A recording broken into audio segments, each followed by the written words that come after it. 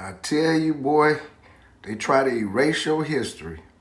Do you know they had more than just Oklahoma, Tulsa, black towns? There were well over 100. These people, to erase history, will do anything. Do you know they flooded the area so the black towns would be up underwater and you would never know about it? You think I'm playing, don't you? Okay. Crazy and common.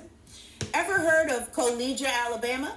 It was once a thriving black community with a black college, the first black railroad, and literally hundreds of family homes. Today, it's Lake Martin. At least they had the decency to name it after a black person. And if you think this kind of thing only happened in the South, let me introduce you to a place called Central Park. It's named after that coffee shop on Friends. Central Park used to have a black community in it called York Hill. But the city of New York destroyed York Hill so that they could build the Central Park Reservoir. Because if there's one thing New York needs, it's another place for ducks to hang out. But if you come here, don't try and feed those ducks. They are very aggressive.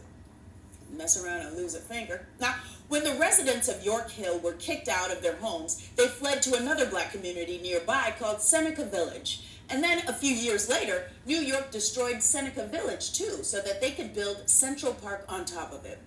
The craziest part of this story is that I work a few blocks away from a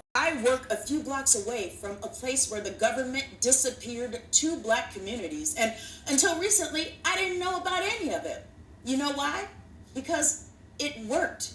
They tried to erase black communities and they came way too close. But now there are people doing the research, so we are finally learning about places like Henry and McKee Islands, which is now located under Lake Guntersville in Alabama, and Vanport, Oregon, which is now located under Delta Park.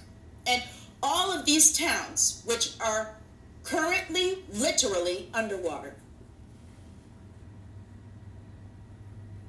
Hey, wait, hold on. What was that last one?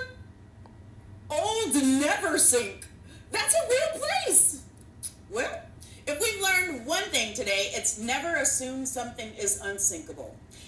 There are over 100 drowned American towns, and many were destroyed in the name of something called development-induced displacement.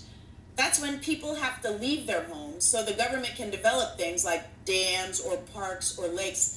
This happens to both white and black people, but historically when it happens, black people and other people of color are undercompensated for their property or not compensated at all.